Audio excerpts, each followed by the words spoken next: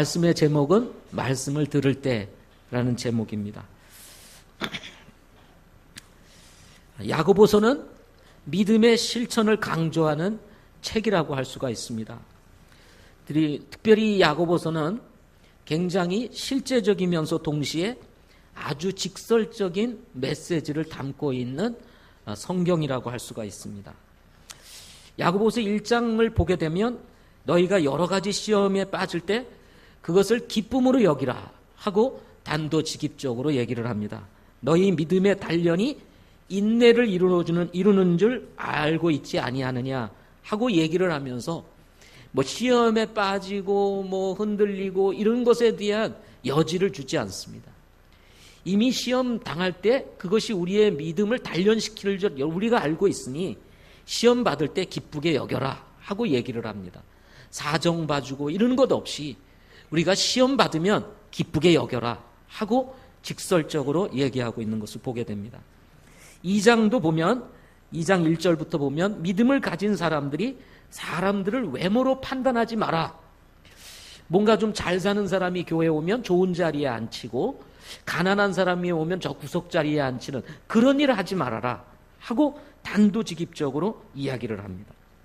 3장에서는 혀를 조심하라고 말을 합니다. 혀는 아무도 능히 길들이지 못하나니 그것을 다스릴 수 없는 악이요 그리고 죽이는 독으로 가득한 것이니라.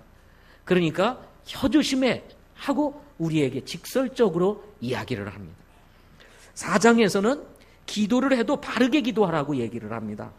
욕심을 내어도 얻지 못하는 것은 구하지 않기 때문이요 구해도 얻지 못하는 것은 욕심을 따라서 기도하기 때문에 얻지 못하는 것이다 하고 분명하고 선명하게 이야기를 합니다.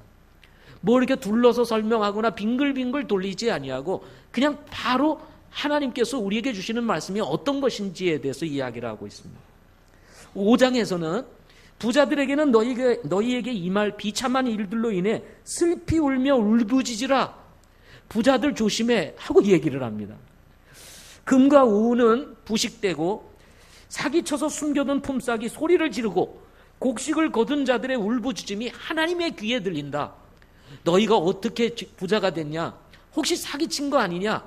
그런 것들은 다 결국은 하나님이 심판하시는 거야 하고 얘기를 하면서 부자라고 떵떵거리며 자랑하지 마라. 주님 앞에 슬피 울 때가 온다. 그러면서 경계를 하고 있는 것을 보게 됩니다.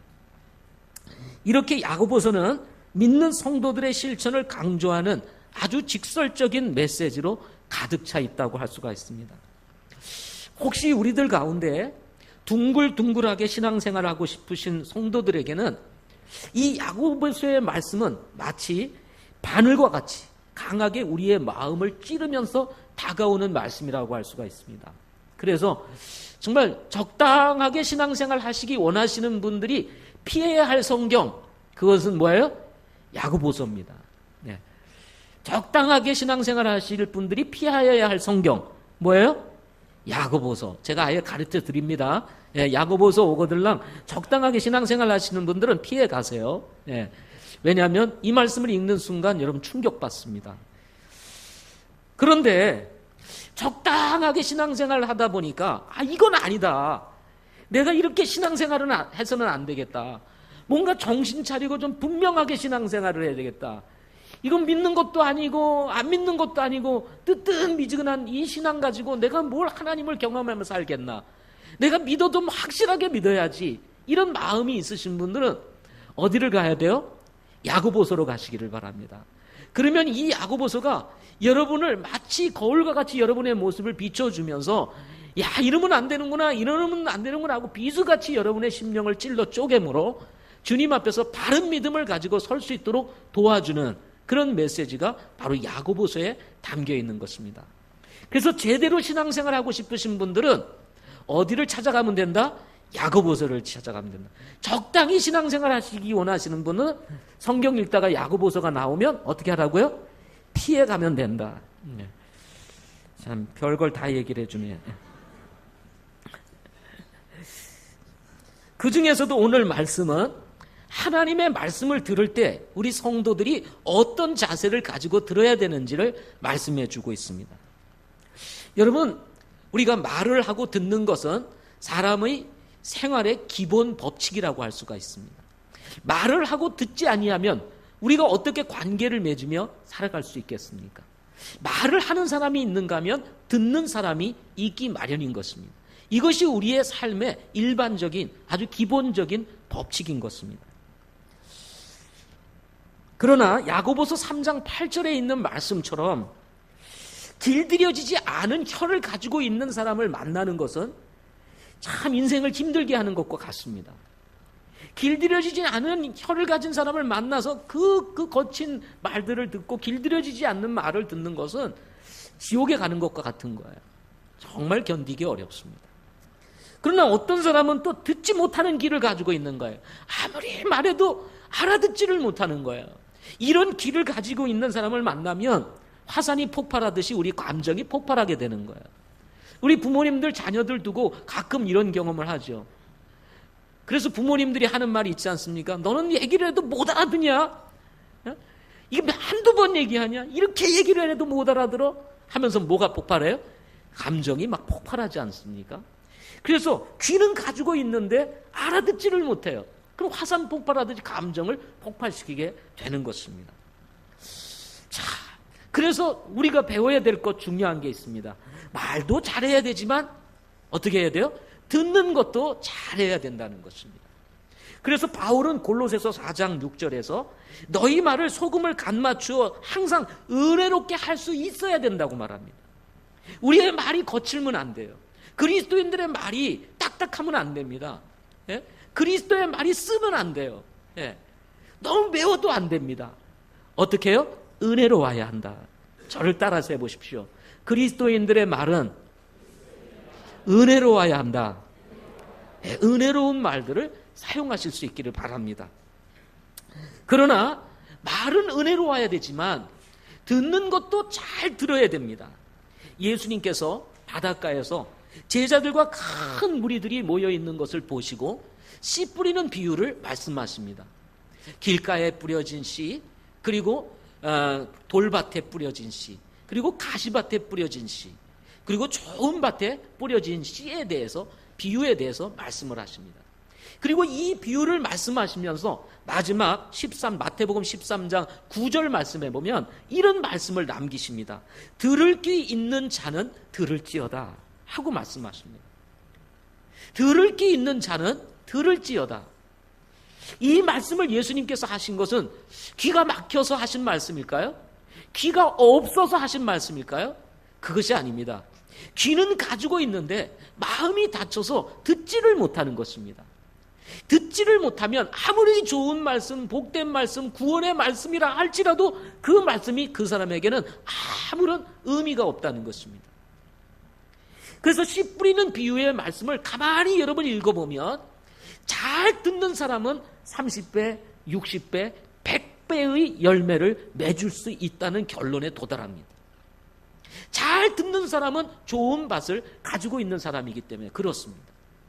잘 듣지 못하는 사람은 마치 가시밭에 떨어진 씨와 같이 자라다가도 그만 사그러지고 말게 되는 것입니다. 잘 듣지 못하는 사람, 뭔가 생각이 복잡해가지고 듣는 둥 마는 둥 하는 사람은 마치 뭐와 같으면 돌밭에 떨어진 씨와 같아서 햇빛이 나면 그냥 말라서 죽어버리게 되는 것입니다. 뿌리를 내리지 못하니까.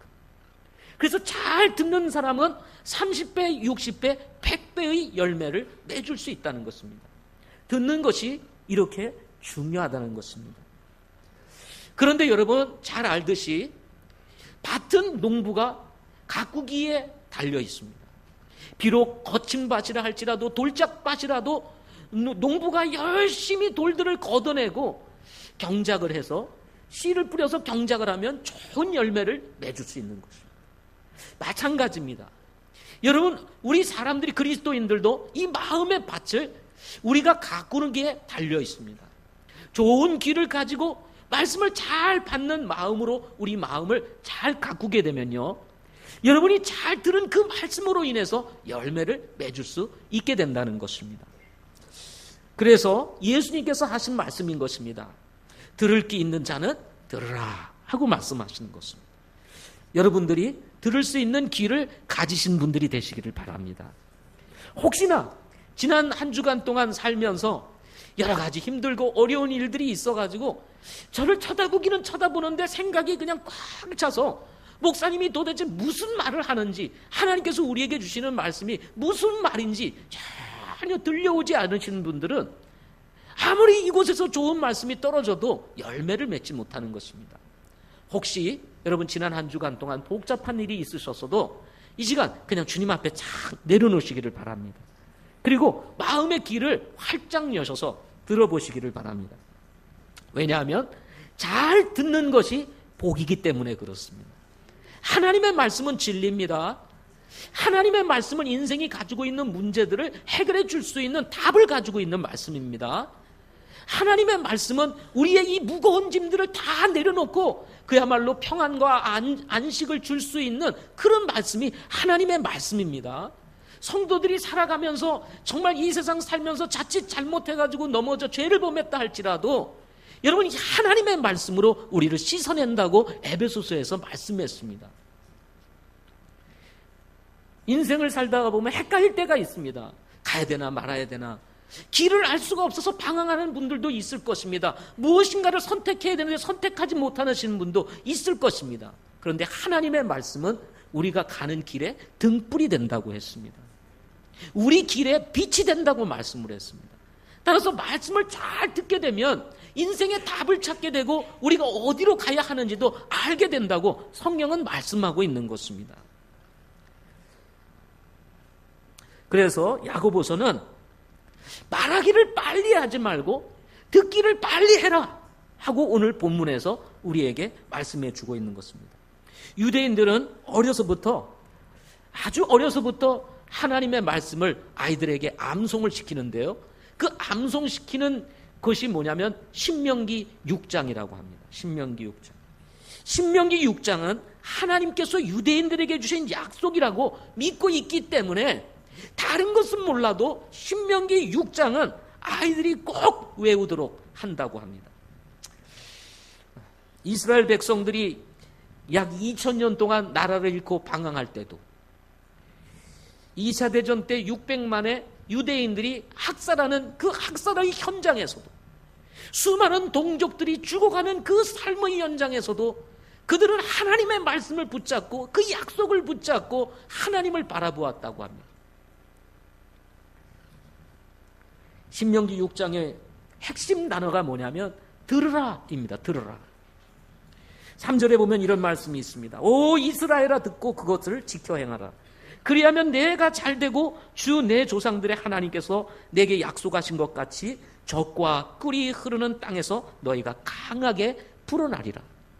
듣고 말씀을 지켜 행하면 순종이 있기 전에 뭐가 있어야 됩니까? 듣는 것이 먼저 있어야 되는 것입니다. 듣는 것이 없이 순종은 없는 것입니다. 그러니까 듣고 그것을 지켜 행하면 하고 주님께서 말씀하고 계시는 것입니다. 잘 듣는 사람이 순종하는 것입니다. 그래서 잘 듣는 사람이 복을 누리게 되는 것입니다. 이어서 4절에 보면 오 이스라엘아 들으라 하고 말합니다. 여기서 들으라는 것이 쉐마라고 하는 단어입니다. 그래서 뭐 쉐마 학당이니 무슨 학당이니 막 나와서 이 쉐마 교육이 한동안 한국 교회를 휩쓸기도 했습니다. 주 우리 하나님은 한 주시니 너는 내 마음을 다하고 혼을 다하고 힘을 다하여 주 내 하나님을 사랑하라. 이날 내가 내게 명령하는 이 말씀들을 내 마음속에 두고 너는 그것들을 내 자녀들에게 부지런히 가르치라. 그뿐만 아니라 길을 걸을 때든지 누울 때든지 일어날 때든지 그것을 말할 것이며 너는 또 그것들을 내 손에 메어 표적으로 삼고 내 눈 사이에 두어 이마에 표를 삼으며 내 집에 기둥이나 그리고 내 문에 기록해라 하고 말씀하셨습니다. 여러분 우리가 어떻게 순종합니까? 어떻게 마음에 하나님의 말씀을 새깁니까? 어떻게 하나님의 말씀을 우리가 말할 수 있습니까? 어떻게 기둥에 기록할 수 있습니까? 어떻게 그 말씀을 쫓아 우리가 믿음의 길 갈 수 있습니까? 그것은 바로 말씀을 들음으로부터 시작이 되는 것입니다.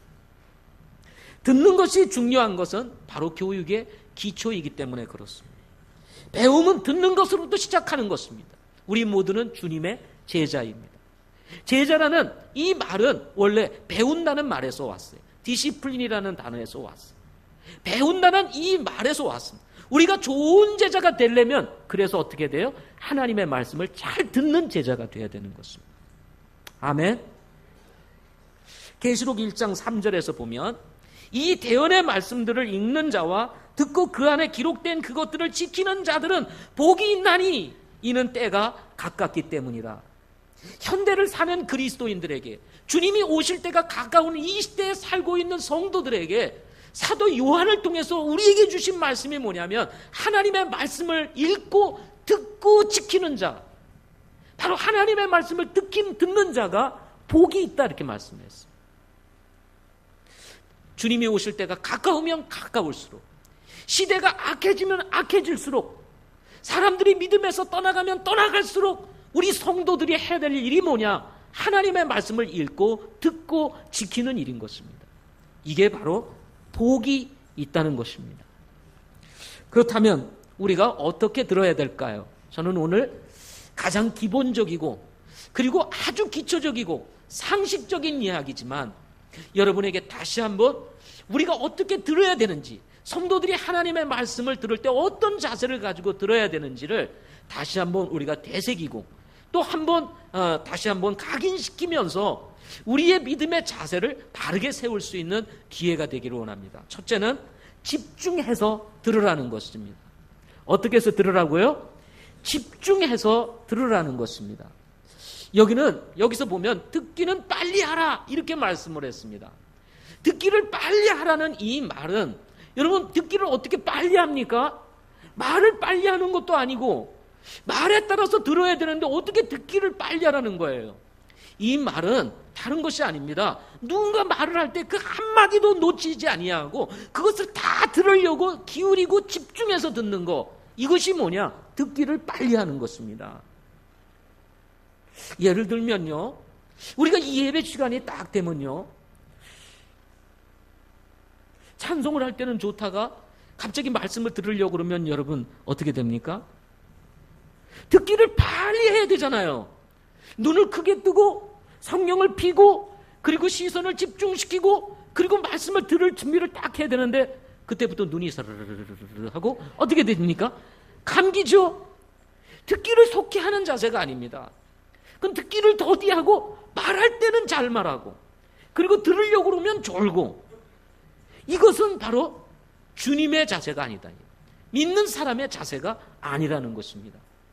좋은 성도, 건강한 성도는 어떤 성도냐? 집중해서 듣는 성도인 것입니다. 하나님의 말씀이 증거되어질 때 집중해서 듣는 거예요. 당시 야고보 시대에는 사람들이 집에서 모여서 예배를 드렸다고 합니다. 근데 예배를 드리는 당시의 상황이 어떻게 전개되었냐면 하나님의 말씀이 먼저 선포되어지고 그 다음에 그 들은 말씀을 가지고 모인 성도들이 서로 나누면서 토론을 했다고 합니다. 그 토론하는 과정 속에서 그 말씀을 우리의 삶에 적용하게 되고 그리고 각자 말씀을 들은 것들을 나누면서 서로 축복을 나누는 그런 모임들을 가졌다고 합니다. 그런데 가끔 어떤 일이 벌어지냐면은 자기의 생각을 나타내고 주장하는 사람들이 생겨난 것입니다.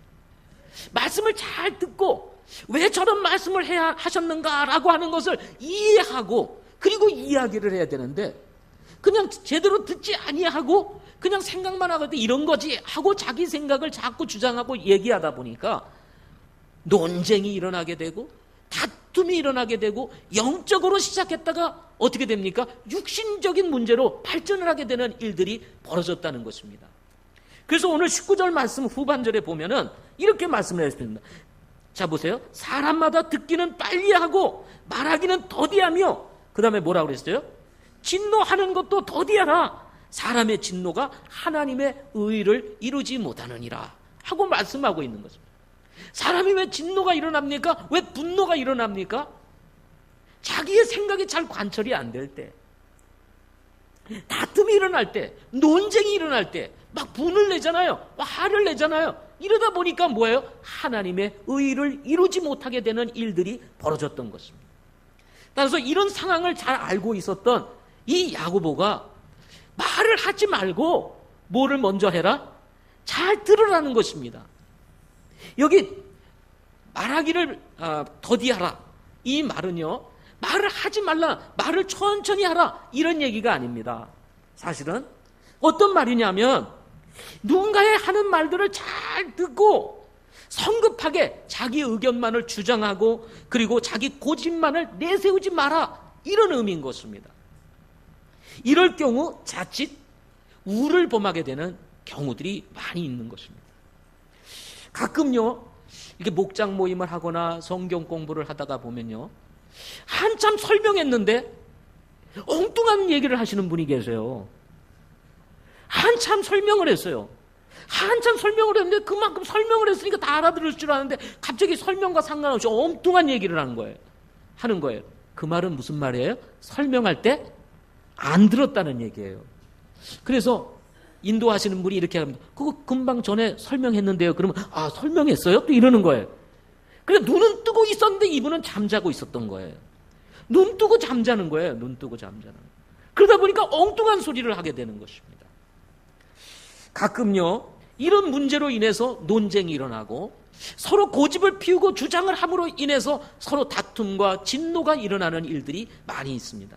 결국은 뭐예요? 마음에 상처만 있고 뜻은 이루지 못하고, 또 제가 뭐 어디 보면요, 놀러 가가지고 싸워가지고 그냥 집에 돌아가는 팀들도 봐요. 예?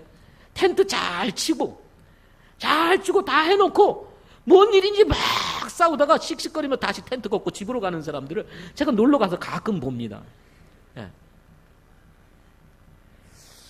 사람이요, 잘 듣는 태도를 가지면요, 이런 일이 없습니다. 듣기를 좋아하기보다는 말하기를 좋아하는 사람들에게서 이런 일들이 나타날 가능성이 매우 높다는 것입니다. 교회 내에서 목장 모임에서 성경 그룹에서 이런 일이 일어나지 않기를 소망합니다. 우리는 그리스도의 제자입니다. 주님의 제자들입니다. 제자들은 어떤 사람들입니까? 잘 듣는 사람들입니다. 아멘. 잘 듣는 사람들입니다. 들을 때 어떻게 들으라고요? 집중해서 들으라는 것입니다. 그럼 집중해서 듣는 것은 어떤 것일까요? 여러분, 집중해서 듣는 것은 말하는 사람에게 시선을 고정시키는 것입니다. 밑에 보고 여러분 이렇게 쓸 때는 밑에 보세요. 괜찮아요.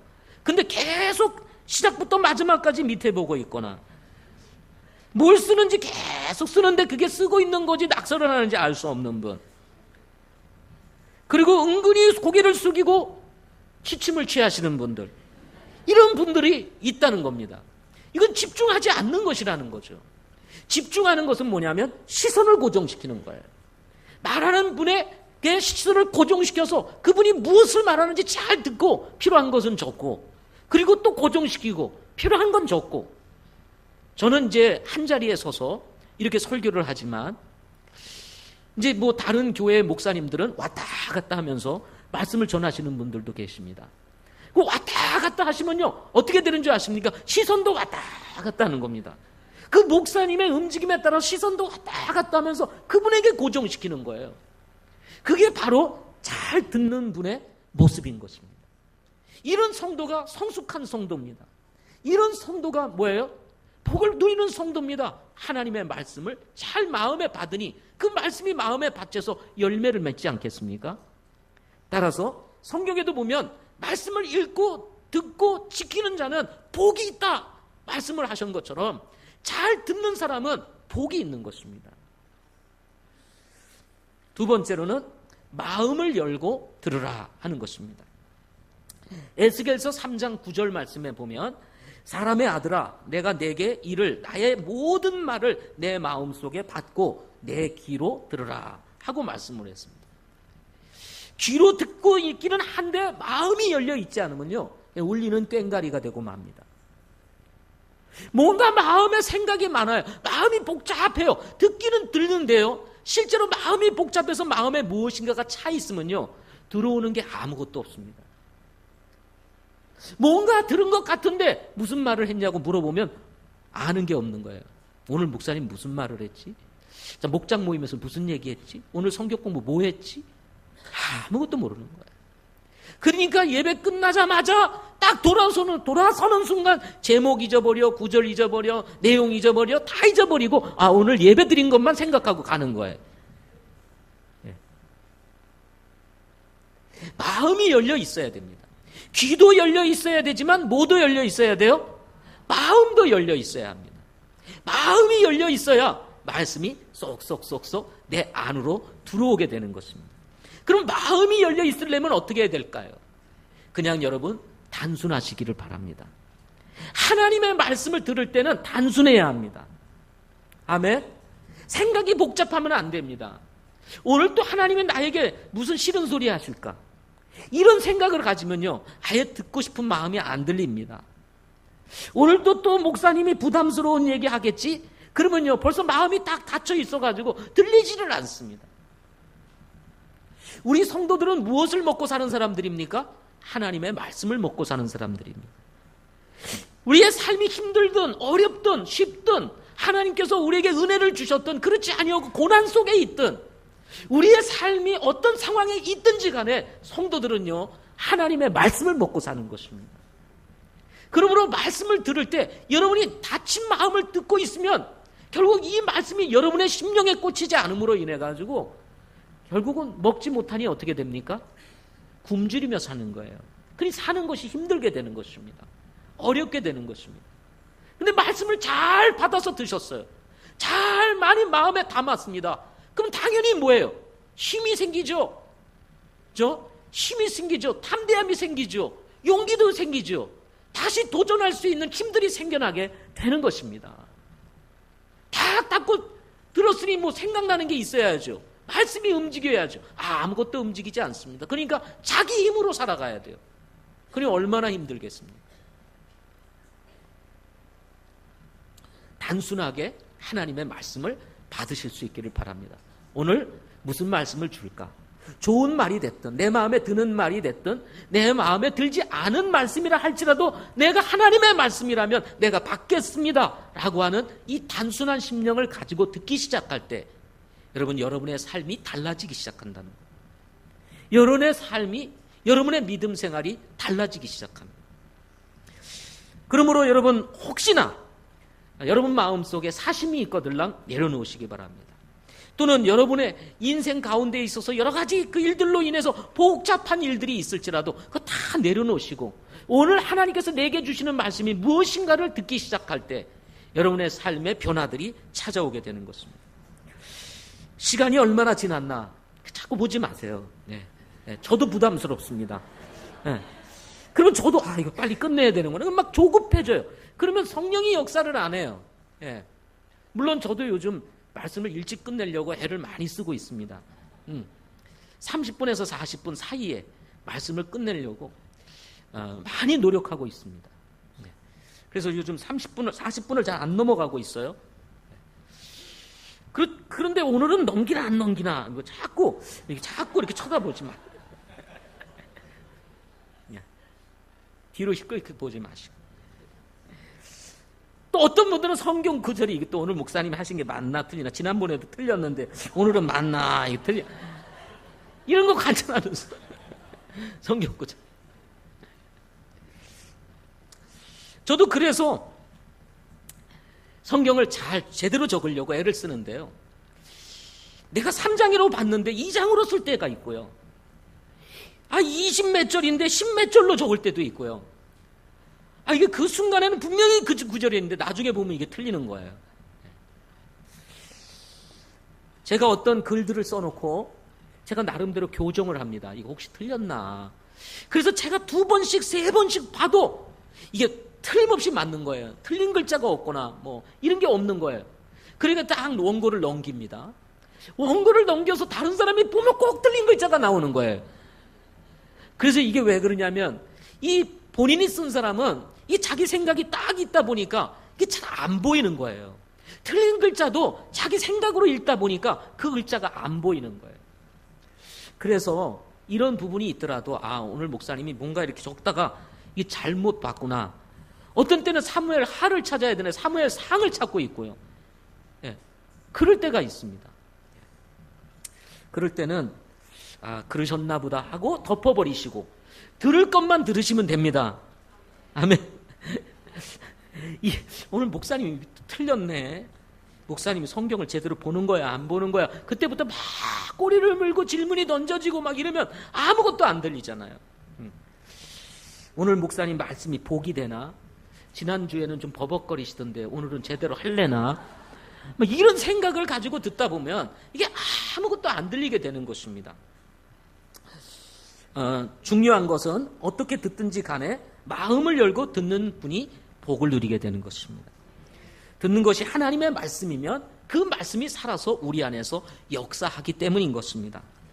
들을 귀 있는 자는 어떠라고요? 들으라 하고 말씀하셨습니다. 여기서 들을 귀 있는 자는 들으라 했을 때 이 들을 귀는 바로 이 마음이 열려 있는 사람을 말하는 것입니다. 마음을 여시고 들으실 수 있기를 바랍니다. 예. 우리 학생들도 그렇게 하시기를 바랍니다. 예?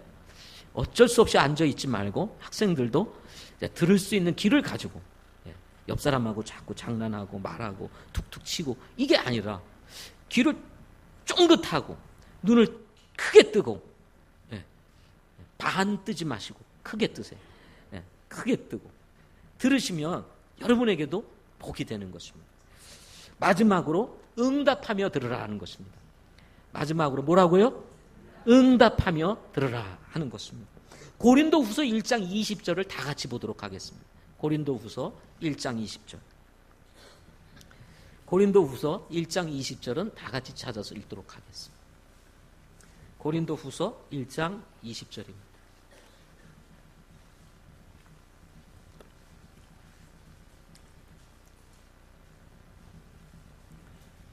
고린도후서 1장 20절 같이 읽겠습니다. 시작. 하나님의 모든 약속은 그분 안에서 예가 되고 그분 안에서 아멘이 되어 우리를 통해 하나님의 영광이 되느니라 하고 말씀을 했습니다. 하나님의 모든 약속은 했을 때 이 약속이 뭡니까? 하나님의 말씀입니다. 여러분, 구약이 뭐예요? 옛날 약속. 신약이 뭡니까? 새로운 약속인 것입니다. 그래서 성경은 하나님의 약속들로 채워진 것입니다. 그래서 이 말씀들은 다 뭐예요? 하나님의 약속입니다. 그래서 하나님의 약속은, 이 말은 다른 말로 얘기하면 하나님의 모든 말씀은 하나님 안에서 예가 된다 이렇게 말씀하는 것입니다. 노가 아니라는 거예요. 예가 된다는 것입니다. 그뿐만 아니라 그분 안에서 뭐가 된다 그랬어요? 아멘이 돼요. 우리를 통해 하나님의 영광이 되느니라 그랬어요. 우리를 통해 하나님의 영광이 된다는 게 뭐예요? 우리가 그 하나님의 약속의 말씀을 들을 때 예! 그리고 아멘! 하면 그 우리를 통해서 그 말씀이 하나님의 영광이 되는 것입니다. 하나님의 말씀을 하나님 말씀 되게 하는 것, 그것이 뭐예요? 예! 아멘! 하는 것입니다. 맞습니다. 하나님. 그 말씀이 옳습니다. 그렇습니다. 그 말씀엔 제가 동의합니다. 예, 그렇습니다. 목사님. 그 말씀을 제가 동일하게 믿습니다. 내가 그 말씀대로 실천하겠습니다. 그럴 때 뭐 하는 거예요? 아멘 하는 것입니다. 아멘의 뜻입니다. 아멘은 그것입니다. 내가 동의합니다. 네, 내가 그렇게 하겠습니다. 따라서 여러분 말씀을 들을 때 또 누군가 말을 할 때 어떻게 합니까? 그게 하나님의 말씀이라고 받아들여지면 어떻게 해야 돼요? 아멘! 해야 되는 것입니다. 왜? 하나님의 말씀은 아멘이 되기 때문에 그렇습니다. 그러면 언제 아멘을 해야 될까요? 이거 해야 되나 말아야 되나? 지금 해야 되나 말아야 되나? 그래서 입에서 자꾸 이렇게 맴돌다가 에이 안 하고 말자 이러고 안 하시는 분들이 우리 교회 성도들 가운데 꽤 많은 것 같습니다. 네. 이렇게 1시간 가까이 말씀을 전하는데도 아멘 한 번도 안 하고 가시는 분들이 꽤 있어요. 그러면 언제 아멘을 해야 할까? 하나님의 말씀을 보니까 구약에서는요 어떻게 이 얘기를 하셨냐면 잘 들어보세요. 우상을 만들어 은밀한 곳에 두는 자는 저주를 받으리라 할 것이요 온 백성은 응답하여 아멘 할지니라 그랬습니다. 저주를 받는 일이라 할지라도 하나님의 말씀이면 어떡하라고 그랬어요? 아멘. 자, 제가 한번 해보겠습니다. 우상을 만들어 은밀한 곳에 두는 자는 저주를 받으리라. 그렇게 하라는 거예요. 그러면 여러분, 아멘 안 하면 어떻게 하겠다는 거예요? 우상 만들겠다는 거예요? 하나님의 말씀에 우상에 만들면 은밀한 곳에 두고 섬기는 자는 저주를 받으리라. 아멘이죠, 당연히. 우리는 마땅히 누구를 섬겨요? 하나님을 섬깁니다. 그래서 이 아멘이라고 할 때는 뭐냐면, 하나님, 그렇습니다. 내가 혹시 우상을 만들어 은밀한 곳에 두고 섬기면 내가 나에게 저주 주세요. 그럴지라도 내가 받겠습니다. 이 말이에요. 그러나 반대로 역으로는 뭐냐면, 저는 그렇게 하지 않겠습니다. 절대로 저는 우상을 만들어 은밀한 곳에 두지 아니하고 그것을 섬기지 않겠습니다. 그러나 만약에 그런 자가 있다면 하나님 저주하세요. 제가 그 말에 동의합니다. 이런 얘기입니다. 그래서 여러분, 이 아멘이라고 하는 것은 하나님께서 여러분을 축복하십니다 그럴 때만 아멘, 이게 아니라 비록 우리가 듣기 싫은 것이라 할지라도, 부정적인 것이라 할지라도 그것이 하나님의 말씀이면 아멘 해야 되는 것입니다. 신명기 27장 16절, 15절에 지금 그 얘기를 했고, 16절에서는요, 부모를 업신여기는 자는 저주를 받으리라 할 것이요 온 백성은 아멘 할지니라 그랬어요. 부모를 업신여기는 자는 저주를 받습니다. 이건 구약이나 신약이나 똑같습니다. 자기 이웃의 지게표를 옮기는 자는 저주를 받으리라 할 것이요 온 백성은 아멘 할지니라.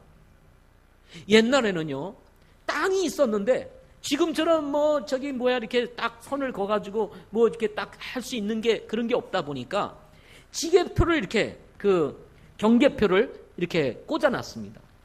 근데 어떤 얌체 같은 사람이 그걸 뽑아다가 저 안쪽으로 해놓고 자기 땅을 넓히 놓는 거예요.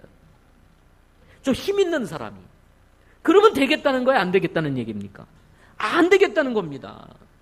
사람은 모를지라도 속일 수 있을지 몰라도 하나님은 속일 수 있습니까? 없습니까? 없어요. 이런 사람들은 저주를 받으리라는 겁니다. 지게표 살짝 옮겨놓고 내 땅이라고 얘기하는 거예요. 그럼 되겠습니까? 이런 일들이 오늘날 이 사회에서도 일어나고 있습니다. 살짝 써놓고 사실은 인마이 포켓하고 숫자 몇 개만 바꿔놓으면 자기 인마이 포켓 할 수 있는 것들이 있지 않습니까? 이런 사람들은 저주를 받을지어다. 그럴 때 온 백성은 어떻게 하라고요? 아멘 할지라는 것입니다. 그래서 여러분, 우리가 좋은 얘기만이 아니고 하나님의 말씀에 우리가 은혜가 되는 말씀이 아니라 이런 말씀이라 할지라도 그것이 하나님의 말씀이면 아멘 하라는 것입니다. 그런가 하면 하나님을 높일 때 아멘 하라고 합니다. 역대상 16장 36절에 보면 다윗이 오베데돔의 집에 있던 언약궤를 다윗이 있었던 성에다가 장막을 치고 언약궤를 옮겨 놓습니다. 언약궤를 옮겨 놓은 후 다윗이 너무 기뻐가지고 막 춤을 추고 난리가 났었습니다. 그러면서 다윗이 하나님께 감사의 말을 해요. 하면서 마지막으로 한 말씀입니다. 역대상 16장 36절에 보면 주 이스라엘의 하나님을 영원 무궁토록 찬송할지어다 하고 온 백성들 앞에서 언약궤를 옮겨놓고 온 백성들 앞에서 다윗이 얘기한 거예요. 주 이스라엘의 하나님을 영원 무궁토록 찬송할지어다. 그랬더니 온 백성이 아멘 하고 주를 찬양했다 하는 말이 나옵니다. 그래서 여러분, 우리가 말씀을 하던 누군가 교제를 하다가 정말 주님은 정말 놀라우신 분이야. 그러면 우리가 어떻게 해야 돼요? 아멘. 정말 하나님은 살아계셔. 아멘. 그분은 정말 나의 하나님이셔. 아멘. 그분은 나의 기도를 들으시는 분이야. 아멘. 정말 주님은 찬양받으시기에 합당한 분이시야. 그럼 어떻게 해요? 아멘. 우리가 이렇게 화답해야 되는 것입니다. 느헤미야에 의해서 예루살렘 성이 건축이 된 후에 에스라가 온 백성들 앞에서 율법책을 낭독하게 되었습니다. 이때 서기관 에스라가 율법을 낭독하기 위해서 율법책을 쫙 펴니까 온 백성이 그 율법책을 펴는 순간 자리에서 전부 다 일어나는 것입니다. 거룩한 하나님의 말씀, 이스라엘 백성들에게 주셨던 그 하나님의 말씀을 펴니 백성들이 자리에서 일어나서 감히 앉아서 듣지 못하고 자리에서 일어나서 하나님의 말씀을 듣게 되는 것입니다. 그래서 저도 이제 예배의 좀 순서를 좀 바꾸면서 이 하나님의 말씀을 읽을 때는 일어서서 우리가 읽어야 되겠다 생각을 해서 이번에 이제 그렇게 우리들이 예배를 드리고 있습니다. 말씀을 읽을 때는 우리가 일어나서 듣는 것이 하나님 앞에 우리가 가지는 자세가 된다 하는 것입니다. 수요일 날은 그냥 넘어갈 때가 있는데 그냥 여러분 말씀이 읽을 때가 되면은 그냥 자리에서 그냥 다 일어나셔서 자연스럽게 우리가 하나님의 말씀을 받들어 읽는 이런 좋은 자세가 우리에게도 있기를 바랍니다. 자, 그래서 온 백성이 율법책을 딱 펴니까 다 일어났습니다. 이때 일어난 온 백성을 보고 이 에스라가 주 곧 위대하신 하나님을 찬송합니다 라고 찬송을 합니다. 그러니까 백성들이 손을 들고 아멘 아멘 하고 응답하며 머리를 숙이고 얼굴을 땅에 대며 주께 경배를 했다 하는 말씀이다. 주 곧 위대하신 하나님을 찬송합니다. 그랬더니 백성들이 손을 들고 아멘 아멘 하는 거예요. 그리고는 머리를 숙이고 얼굴을 땅에 대며 주께 경배했다. 당시 구약에서는요, 하나님을 경배할 때는 모두 땅에 엎드려서 경배를 하곤 했거든요. 지금 시대는 그렇게 하지는 않습니다. 그러나 저는 이 말씀을 통해서 우리 성도들이 예배를 드릴 때나 또는 목장 모임에서나 정말 우리가 하나님의 말씀을 듣는 장소에 어디에 있든지 하나님의 말씀이 선포되어지고 주님의 이름을 높이는 메시지들이 나오고 예수 그리스도께서 하신 놀라운 십자가의 보혈의 사역을 얘기할 때 되면은요, 우리가 같이 반응하면서 아멘 아멘 하면서 손을 들고 우리가 마음을 다해서 적극적으로 반응하는 이런 영적인 태도를 우리가 가지면 좋겠다 생각을 가지게 됩니다. 아멘. 저도 이루고 싶습니다. 그래서 우리 목사님들이 여기서 말씀을 전하면 저도 손을 들고 아멘 하고 싶은데 갑자기 나 혼자 그러면 방해가 될까봐 제가 손을 못 들고 그냥 아멘만 합니다. 근데 제가 이제 이 말씀을 전하고부터는 정말 말씀이 축복이 되면 아멘! 손을 들고 적극적으로 네 그렇습니다 하나님 그 말씀이 맞습니다. 하나님은 찬양받으시기에 합당하신 분이십니다 하고 적극적으로 우리가 믿음으로 반응하는 것은 설교를 하시는 분도 좋고 그리고 여러분 그것을 통해서 하나님이 뭐를 받으세요? 영광을 받으시는 것입니다. 아멘. 예. 이 미국 교회 성도들을 보면요, 이 예배 때도요 이런 말씀을 전하면요 자리에서 일어나가지고 성경 들고 막 자리에서 일어나가지고 아멘 아멘 막 외치고 막 박수를 치고 아멘 하고 이렇습니다. 예배 때. 그래서 예배를 보게 되면 아주 예배가 역동적이고 살아있고 하나님의 말씀에 적극적으로 반응하고, 원래 이 미국 분들은 이성적이잖아요. 한국 사람들은 감성적이고. 그런데 말씀을 들을 때의 미국 교회 성도들을 보게 되면 아주 적극적으로 마치 감성적인 것처럼 그렇게 반응을 하면서 말씀을 듣는 것을 보게 됩니다. 저는 이런 것들은 좋은 것이라고 생각을 해요. 그래서 이런 것은 우리가 배워야 된다고 생각합니다. 아멘. 오늘 말씀도 보면 뭐라고 그랬어요? 손을 들고 아멘 하면 응답하면서 하나님께 영광을 올려드리는 거예요. 이런 예배, 이런 영적인 분위기, 이런 스피릿, 하나님의 말씀에 대한 강력한 반응, 적극적인 반응, 이런 반응이 있을 때 여러분 우리에게도 힘이 생기고 용기가 생기고 그 말씀이 내 말씀이 되고 그 말씀이 내 안에서 살아 역사하게 되는 놀라운 은혜들이 있게 되는 것입니다. 신약에서도 바울은 로마서 1장 25절에서 사람들이 하나님보다 창조물을 더 섬기지만 하나님은 영원히 찬송받으실 분이십니다 하고는 그 다음에 뭐라고 했냐면 아멘이라고 기록을 남깁니다. 비록 바울이 성령의 감동을 받아서 기록한 말씀입니다.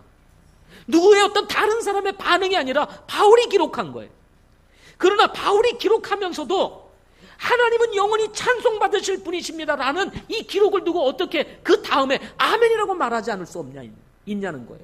그래서 바울은 성령의 감동을 받아서 그 뒤에 아멘이라고 기록을 하는 거예요. 여러분, 이 바울의 고백이 우리의 고백이 되어야 되는 겁니다. 그런가 하면 그리스도 안에서 축복할 때 아멘을 한다는 것입니다. 로마서 15장 33절에 보면 평강의 하나님께서 너희 모두와 함께 계시기를 원하노라 하고 바울이 로마 교회 성도들에게 얘기를 합니다. 이 편지를 쓰면서 함께 계시기를 원하노라 하고 그 뒤에도 아멘이라고 적습니다. 아멘을 적어요. 그것도 하나님의 말씀입니다. 여러분, 평강의 하나님께서 너희 모두와 함께 계시기를 원하노라. 그런데 반응이 없어요. 그러면 그것을 어떻게 생각해야 돼? 이 말씀을 받는 거야? 안 받는 거야? 이렇게 생각할 거 아니겠어요? 그런데 여러분, 누군가 주님의 이름으로 여러분을 축복했습니다. 하나님께서 여기 말씀한 것처럼 여러분과 함께 계시기를 원합니다. 그런데 여러분이 아멘하면 그게 누구 것이 되는 거예요? 내 것이 되는 거예요. 그러기를 원합니다. 아멘. 하나님이 나와 함께 계시기를 원합니다. 늘 주님이 나와 동행하시기를 원합니다. 내가 주님과 함께 머물기를 원합니다. 나도 그렇게 살기 원합니다. 이렇게 고백이 될 때 여러분, 그 축복이 내 축복이 되는 것입니다. 반응은 안 해요. 하나님이 여러분과 함께 계시기를 원하노라. 아무 무반응입니다. 하나님이 어디 계신데 뭐 이렇게. 그러면 그 축복이 누구의 것이 돼요? 아무것도 안 되는 거예요. 축복이 그냥 다 날아가 버리는 거예요. 대부분의 서신서에서 마지막 인사를 하며 축복으로 또는 인사로 서신서를 마칩니다. 그럴 때마다 그 끝에 반드시 보면 아멘이 적혀 있어요. 아멘. 그리고 반드시 축복으로 끝나요. 인사로 끝납니다. 그 축복의 인사로 끝나요. 당연히 거기에 아멘이 안 들어갈 수가 없다는 겁니다. 그러므로 여러분, 우리가 서로 헤어질 때도 마찬가지입니다. 서로 주님의 이름으로 축복하며 헤어지면 그때 아멘. 형제님 힘내세요. 하나님이 축복하기를 원합니다. 아멘. 또 자매님도 힘내세요. 하나님이 축복하시기를 원합니다. 아멘. 서로 이렇게 서로 축복하고 아멘으로 화답하면서 우리가 만나고 헤어지고, 이것이 형제 자매들의 모임이 아니겠습니까? 만남이 아니겠습니까? 이렇게 우리는 말씀에 반응해야 되는 것입니다. 이런 말씀의 공통점은 집중이라는 것입니다. 집중. 말씀을 들을 때도 집중해서 듣고 마음을 열고 듣고 응답한다고 하는 이 사실은 뭐를 의미해요? 말씀에 대해서 집중하는 것을 의미하는 것입니다. 아멘으로 집중하고 화답하며 집중하고 마음을 열고 집중하고. 따라서 말씀을 전하는 자나 누군가 말을 할 때 우리는 시선을 그 사람에게 고정시키고 눈을 떼지 않고 집중하면서, 그리고 영적으로 우리가 담대히 적극적으로 반응하며 들을 때 그 모임은 살아있는 모임, 그리고 거기에는 뭔가 힘이 있는 모임, 능력 있는 모임, 무엇인가 은혜를 경험하는 모임, 이런 모임으로 저는 변화될 거라고 믿습니다. 다들 꿀먹은 벙어리처럼 반응도 안 하고 목장 모임이 가끔 그럴 때가 있죠. 예? 말씀 나눕시다 그러면 갑자기 조용해지는 거예요. 예. 더 이상 나눌 말이 없대. 그것은 경험이 없으니까 그런 거죠. 우리가 만나면 주님 경험한 얘기들을 수없이 쏟아내야 되고 말씀을 읽으면서 느꼈던 것들을 막 쏟아내야 되는데 다 잊어버리고 지내는 거예요. 다 잊어버리고 기억나는 게 없어요. 또 뭔가 하나님을 경험한 게 없어요. 그러니까 말씀을 나누려고 하면 할 말이 없는 거예요. 반대로 세상 얘기하면 얼마나 말이 많은지. 예. 우리는 이걸 반대로 해야 되는 것입니다. 아멘. 마지막으로 열왕기상 2장 3절을 읽고 마치도록 하겠습니다. 열왕기상 2장 3절. 열왕기상 2장 3절.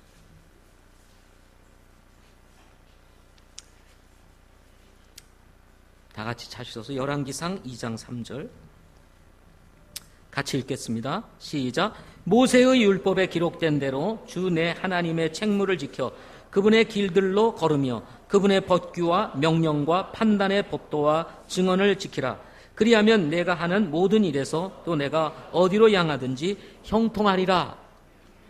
모세의 율법대로, 이 말씀은 다윗이 이제 마지막 죽음을 앞두고 아들 솔로몬에게 유언적으로 남기는 말씀입니다. 아들 솔로몬이 왕위를 계승하고 이제 다윗을 이어서 이스라엘을 통치할 그런 왕이 되었을 때 그 왕이 된 솔로몬을 두고 다윗이 남기는 말이에요. 모세의 율법에 기록된 대로 주 내 하나님의 책무를 지켜 그분의 길들로 걸으며 그분의 법규와 명령과 판단의 법도와 증언을 지키라. 그리하면 내가 하는 모든 일에서 또 내가 어디로 향하든지 형통하리라. 이 말씀은 결국은 어디에 기초를 두고 있습니까? 듣는 것에 기초를 두고 있는 것입니다.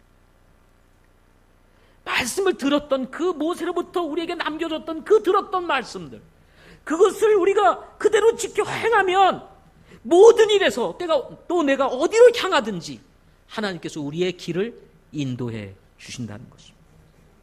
인생을 살다가 보면 길이 막힐 때가 많습니다. 어디로 가야 할지, 앞뒤 사방이 꽉 막힌 것 같은 그런 상황들을 우리가 경험할 때가 있습니다. 그것을 한번 뚫어보려고 애를 써보지만 길이 보이질 않습니다. 여러분, 주님이 말씀하시는 거예요. 그럼 어디로 가야 돼요? 하나님께로 가야 되는 것입니다. 하나님의 말씀을 듣고 그 말씀을 묵상하고 그 말씀이 그런가 하여 다시 살펴보고 연구하고 그것을 내 거로 삼고 하나씩 말씀이 쌓이기 시작하게 되면 막혔던 길들이 보이게 되고 하나님의 인도하심을 우리가 경험하는 복을 누리게 되는 것입니다. 여러분, 하나님은 살아계십니다. 살아계십니다. 죽으신 분이 아니십니다. 그러므로 이 말씀대로 우리가 실천하면 하나님은 반드시 지금 다윗을 통해서 솔로몬에게 했던 이 말씀이 현대 우리 그리스도인들에게, 여러분들에게도 그대로 적용되어서 하나님은 인도에 가실 것이라는 사실입니다. 이런 복을 여러분 누리실 수 있기를 바랍니다. 기도하겠습니다.